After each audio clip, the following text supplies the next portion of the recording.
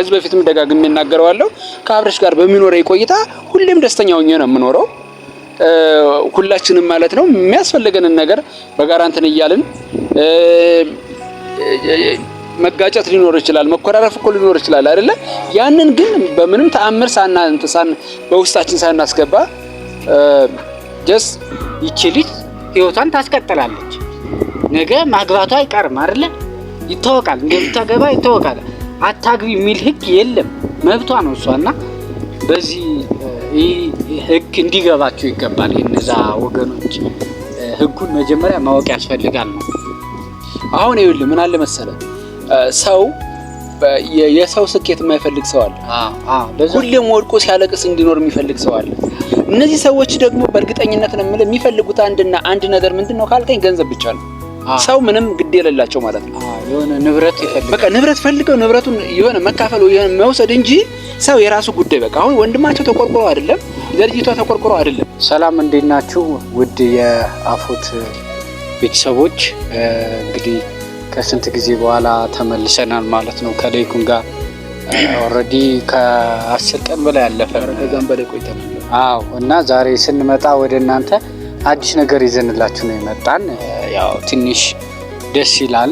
ባለፈው ከነገርናችሁ ነገሮች ብዙ ነገሮች በመሃል ተፈጥረው ነበር። እነዛን ነገሮች ደግሞ ሶልቭ አድርገን ዛሬ ለእናንተ አዲስ ነገር ልንነግራችሁ ነው የመጣ ነው። ስለዚህ ውድ ተመልካቾቼ ከኔ ይልቅ ያው ሌይኩን ስላለ እሱ ደግሞ በራሱ አንደበት ደስታውንም አዲሱን ነገርም ብትገልጽላቸው በጣም ደስ ይለኛል። ያው ኤኒዌይስ እስከ ዛሬ እኔ ጋር ነው የነበረ። ያው እንግዲህ እኔ ጋር ስትኖር ሰው ጋር ስትኖርና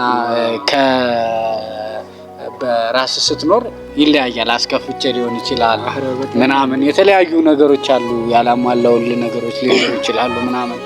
ያው እንደ ጓደኛ ግን ኤኒዌይስ ወንድና ወንድ አብሮ ሲኖር አይከብደውም። በነገራችሁ ላይ ለምን ተግባብተን ተስማምተን ነው ብዙ ጊዜ እኛ ወንዶች የምናሳልፈው። እንደ ሴቶች ትንሽ አይከብደንም አይደለ? አይከብደንም እርግጠኛ ነኝ። ስለዚህ እሱ እንግዲህ እስኪ ምን አዲሱን ነገር እኔ ከምነግራቸው አንተ ብትነግራቸው የተሻለ ይሆናል ብዬ ነው። ሰላም እንደምን አላችሁ? ያው ሌይኩን ነኝ።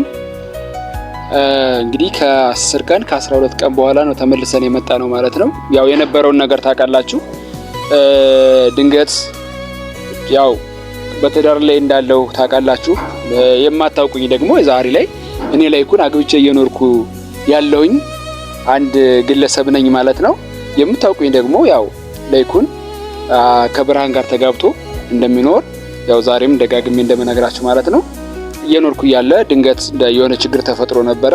ያንን ችግር ደግሞ ለማስታገስ እኔ አብርሽ ጋር ብርሃን ደግሞ የእህቷ ጋር እንደምትኖር ከዚህ በፊትም ተናግሬ ነበር ማለት ነው። ያ ነገር እንግዲህ ያው ውጭ ላይ ሆነን እየተከታተልነው ነበረ። እርቅ ምናምን እየተባለ ነበረ። እሱን ነገር ያው እኛ ሲጀመርም እኮ ኑ ተጣሉን ብለን አልተጣላንም የነበረውና እሱን ለማድረግ ደግሞ ግዴታ እነሱ መስማማት አለባቸው። እነሱ ሲስማሙ ደግሞ የወንድማችን ንብረት የኛም ይገባናልና የኛም ግማሽ ንብረት የኛ ይሆናል ነውና እኔ ደግሞ የንብረት ጉዳይ እኔን አይመለከትም። ከሚመለከተው ጋር ሄዱና የፈለጋችሁትን ማድረግ ትችላላችሁ። ያ ማለት ግን በብርሃን ላይ አካላዊም ይሁን ስነልቦናዊ ጥቃት መድረስ የለበትም። ይሄን የምታደርጉ ከሆነ ደግሞ እኔ ለማንም እንደማልመለስ ደጋግሜና አስረግጬ ነግሬያቸው ነበረ ማለት ነው።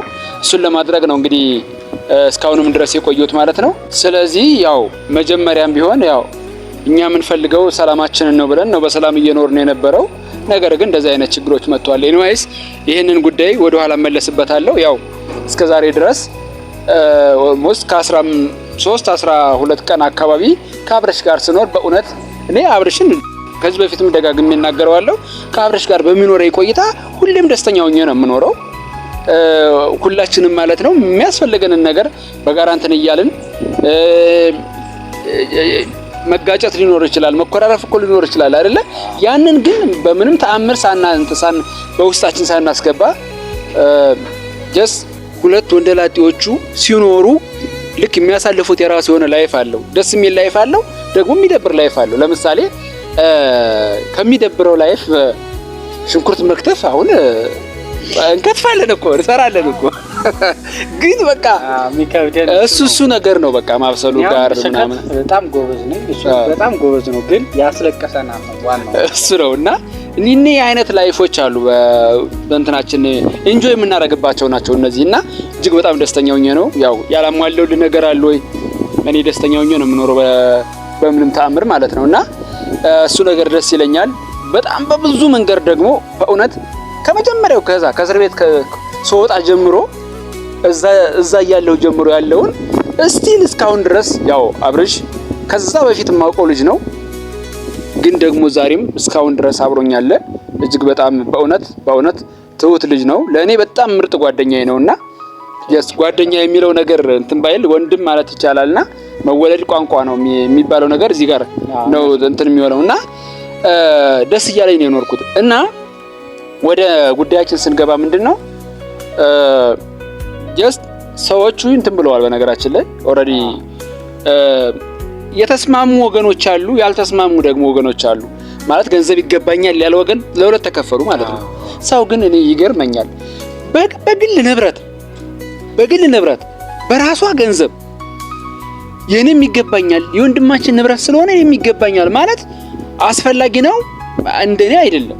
እንደ ባለሙያ ጠይቅ ያለሁኝ ማለት ነው። ግን ያ ነገር አይመለከታቸውም የነበረው ማለት ነው። ግን በቃ ይመለከተናል ስለዚህ እንትን ማለት የለባትም ምናምን። እኔ ጋር ደግሞ ሌላ ዛቻ ጭራሽ እንትን እላለሁ ብለህ እንዲህ አድርጋለሁ አስበው ማለት ብዙ ውጣውረዶች እንትኖች ነበሩ።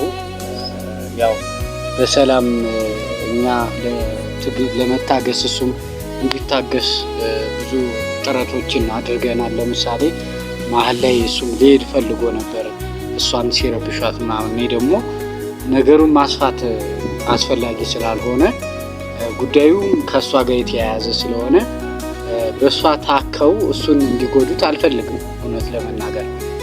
ምክንያቱም እሷ ንብረቷ በእጇ ነው፣ ሴት ነች፣ ህግ ደግሞ አለ። ይኸው ህግ ግን በመጨረሻ አንደኛ እነሱ ገና ያልተስማሙ ሰዎች አሉ። እሱ እንደተናገረው ያልተስማሙ ሰዎች አሉ። አክቹአሊ ግን ምንድነው ወደ ቤቷ እሷ እንድትመለስ ሆኗል። አሁን እሱ ደግሞ እኔ ጋር ነው የሰነበተው። ከእሷ ጋር ወደ ቤቱ ተመልሶ እሱም ወደ ቤቱ ተመልሶ አንድ ላይ ወደ ነበሩበት ህይወት እንዲመለስ ሆኗል። አሁን ላይ ማለት ነው። ከዛሬ ጀምሮ እንግዲህ ለይኩን ከባለቤቱ ጋር ከቤቱ የሚኖር ይሆናል ማለት ነው። ከዛ በኋላ ያሉትን ነገሮች እንግዲህ ቤታቸው ሆነው በህግም ደረጃ በህግ አግባብ የሚጨርሱትን ነገር የምትስማሙበት መንገድም ካለ መስማማት በሰላም መፍታት አሪፍ ነው ባይኔ። ለምሳሌ እንደራሴ ለይኩን ገብቷል። እኛም እኮ በነገራችን ሰላም ነው የምንፈልገው። በዚህ እንትን ነገር ሌላ ደም ነገር ምናምን እንዳይኖር ገብቷል። መጥፎ ነገር እንዳይከሰት፣ መጥፎ ክስተት እንዳይከሰት እኔ እፈልጋለሁ። ገብቷል። ማንንም ማጣት አልፈልግም እኔ እንደራሴ ማለት ነው። ገብቷል። እነሱ የሚፈክሩት መጥፎ ነገሮች አሉ። እነሱን በቃ ዝም ብለህ ጆሮ ዳባ ብለህ ማለት ነው የሚገባ። እኛ እኮ አይደለም የሚያስፈልጋቸው ከሆነ አልኩኝ ከሆነ በቃ አንደኛ በቃ ይገባናል የሚሉ ከሆነ ሄደው በህግ አግባብ መጠየቅ ይችላሉ እኮ። የኔ እንትን እኮ እሱ ነው የሚገባቸው ከሆነ እኔ ራሴ አሁን ችግሩ እዚህ ላይ ነው። ህግ እንደማይፈቅድላቸው ይታወቃል። ለምን ነገሩን በጉልበት ላይ ለማለት እንዴት ይፈቅድ? ገንዘቧ እጇ ላይ ነው የሷ እንዴ፣ ካርታው እጇ ላይ ነው የሷ እንደሆነ መንግስት ያውቃል። አሁን እነሱ በተለያየ መንገድ አንተን አስፈራርጡ ምንድነው ያሰቡት ተመልካቾች? እሱ ከዛ ሁሉ ችግር አውጥቶ ልክ ወደ ፍቅር ህይወት ሲመለሱ ሁለቱ እሱ የሆነ ያጭበረበራት አይነት በቃ እንትን አድርጎ ነው ያገባት አይነት ነገር እንዴ። እቺ ልጅ እኮ ገና አንድ ፍሬ ልጅ ናት፣ ቆማት ቀር አይደል እንዴ? እሱም ባታገባ ሌላ ማግባቱ ይቀራል እንዴ? እቺ ልጅ መብቷ ነው። ማንም አያስገድዳትም።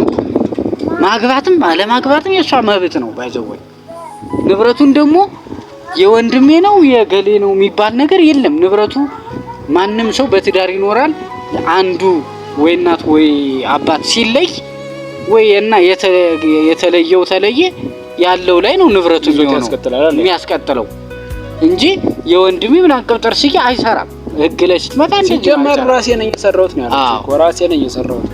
በቃ እዚህ ጋር ነበርን በአንድ ወቅት ነበር እቺ የሰራችው። እኔም ስለማቅ ነው ንብረቱ ምንም አሁን በኢትዮጵያ ህግ መሰረት ተጋብተህ አብረህ ከ6 ወር በላይ ከኖርክ ያው እንደዛ የጋራ ነው ግን ባለ ንብረቱ የለም። አሁን በህይወት የለም። አዎ የለም፣ ሞቷል። እሷ ነች የመጀመሪያውም ንብረተኛ እሷ ነች ነው ጥያቄ። የራሷ በእጇ በላቧ ያፈራችው ንብረት ነው። ግን እሱ ባሏ ስለነበረ ቢኖር ተጠቃሚ ነው፣ ንብረቱ ነው፣ እኩል ነው። ግን ስለሌለ ይቺ ልጅ ህይወቷን ታስቀጥላለች። ነገ ማግባቷ አይቀርም አይደለ? ይታወቃል፣ እንደምታገባ ይታወቃል። አታግቢ የሚል ህግ የለም፣ መብቷ ነው እሷና በዚህ ህግ እንዲገባቸው ይገባል። እነዛ ወገኖች ህጉን መጀመሪያ ማወቅ ያስፈልጋል ነው። አሁን ይኸውልህ ምን አለ መሰለህ ሰው የሰው ስኬት የማይፈልግ ሰው አለ። ሁሌም ወድቆ ሲያለቅስ እንዲኖር የሚፈልግ ሰው አለ። እነዚህ ሰዎች ደግሞ በእርግጠኝነት ነው የምልህ የሚፈልጉት አንድ ነገር ምንድነው ካልከኝ ገንዘብ ብቻ ነው። ሰው ምንም ግድ የሌላቸው ማለት ነው። የሆነ ንብረት ይፈልጋል። በቃ ንብረት ፈልገው ንብረቱን የሆነ መካፈል ወይ መውሰድ እንጂ ሰው የራሱ ጉዳይ በቃ አሁን ወንድማቸው ተቆርቆሮ አይደለም፣ ለልጅቷ ተቆርቆሮ አይደለም። አንድ ወንድማቸው ጭራሽ ለምን ገንዘብ አትሰጠንም የተወሰነ ገንዘብ ጭራሽ እኔ ጋር ጓ ምናምን እኔ ጋር ማለት ነው። ስለዚህ አሁን እኔ ምንድነው እንደ እንትን ከሆነ ማለት ነው እንደ ህግ አግባብ ከሆነ እኔ እንደማያስኬዳቸው አውቃለሁ። ግን ምንድነው ምን አለ መሰለህ እኔ ሰው በዚህ ቦታ ይጠብቀኛል ብለህ አይደለም የምትሄደው አይደለ? ድንገት ነው የመጡት። ያኔም ድንገት መተው እኔን የሆነ እንዳይተናኮሉ ምናምን እፈራለሁ። አመልክቻለሁ ምናምን ኢቭን እንትን ብያለሁ ለጥበቃዎቹ ምናምን ተቀጥበቃዎቹ ጋር የሆነ ነገር ተፈጥሮ አልነበረ እሱን ራሱ መተው ምስክር እንዲሰጡ ምናምን አድርጋለሁ። በቃ ከዚህ በኋላ ነው እኔ አንድ ነገር ባደርግ ወይም አንድ ነገር በሆን ያለነሱ ማንም እንትን የሚለኝ የለም። ግን እኔ ደግሞ የሆነ ነገር ሊያደርጉ መተው እኔ የሆነ እርምጃ በወስድ ደግሞ ማንም እንዳይጠይቀኝ ምናምን ብዬ ቃልን ሰጥቻለሁ ማለት ነው። ስለዚህ እኔ ማንም ይምጣ ከዚህ በኋላ ማለት ነው በትዕግስት የማናገረው ሰው አይኖርም በእርግጠኝነት። በቃ ከመጣ በቀጥታ ሪስክ እንደምወስድ አውቀህ ነው መምጣት ያለብህ። በቃ ይሄንን አስበህ ለኔ እስር ቤት ብርቅ አይደለም እኮ ግንባራን ብዬ መግባት ነው። ስለዚህ እኔ የምወስደው የራሱ የሆነ በቃ የትኛውንም ነገር ለመቀበል ዝግጁ ነኝ በነገራችን ላይ። ስለዚህ ይሄን አስባችሁበት ነው። በቃ በነገራችን ላይ እኔ አሁን አንዱን ልጅ በስልክ ለማግኘት ሞክሬያለሁ። ራፊሊ ለማውራት ስሞክር አዝማሚያው ገንዘብ ነው። በቃ አዝማሚያቸው አሁን ገንዘብ የተወሰነ ዝም ብሎ 1-2 ሚሊዮን ምናምን ብር እንዲሰጣቸው ነው ፍላጎታቸው ሳስበው ማለት ነው እንጂ ጉዳዩ ላይ ምንም እኔ ነግሬዋለሁ። ባይዘው ይሄ ልጅ አንድ ነገር ቢሆን የምር በግልጽ ነው የነገርኩት። አንድ ነገር ቢሆን በቃ እንተያያለን ያልኩት በግልጽ ማለት ነው። አሁንም አቋሚ ይሄ ነው። በቃ የሰው ንብረት ሊብላ መስገብገብ አስፈላጊ አይደለም። ሰርተ ብላ የምሬን ነው። ይሄን ያክል ሆዳምነት ምን አይነት አረብስ ማመኔ ቃል የለም።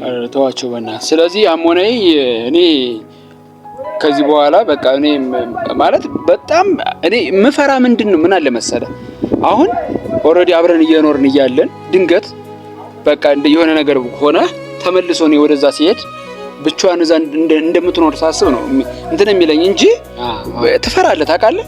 የሆነ ብቻህን ስትሆን እኮ የምትወስደው ነገር ብቻ ነው። በቃ ምን ነገር ሲመጣ ነገር ያሳለፈች ብቻ ነው የምትወስደው አንድ ነገር ብትሆን። ስለዚህ እሱ ነው እንትን የሚለኝ እንጂ እኔ ከዚህ በኋላ ማለት ነው በቃ የምትመጡ ከሆነ ከዚህ በኋላ በሬን የምትረግጡ ከሆነ በቃ እኔ የምወስደውን አክሽን እወስዳለሁ። በእውነት ነው የምልህ። ይሄን አስባችሁ በቃም አለ ማስጠንቀቂያ ተሰጥቷል። ፖሊስ ጣቢያ ሰው ማለት ደግሞ እዚህ ጋር ደግሞ እንትኖቹ ጥበቃዎቹ ከዚህ በፊት ሰው ሲገባ ሲወጣ ምናምን ያን ያክል ቼክ ያደርጉ ነበር። ዝም ነበር ዝም ሲገባ። ከዛ በኋላ ግን የሆነ አካል ሲመጣ እነሱ ራሱ መጠራጠር ምናምን ማለት ጀመሩ ማለት ነው። ሰው ይሄን ያክል ማለት ነው እንትን ረብሻቸዋል። ጎረቤታችን ሰዎቻችን ምናምን ረብሻቸዋል። ስለዚህ እኔ የምትፈልጉት ነገር ካለ በዛው በርቀት በህግ ጠይቁ ብያለሁ። ይሄንን እንትን ብያለሁ። እንደማያዋጣችሁ እንደማያስኬዳችሁ ስላወቃችሁ ነው እንደዚህ የምታደርጉት። ከዚህ በኋላ የምትመጡ ከሆነ ግን ችግር ይፈጠራል። አትምጡብኝ። በቃ የመጨረሻ መልእክት ነው ይሄ። ተመልካቾች እንግዲህ የነበረው ነገር ይሄንን ይመስል ነበረ።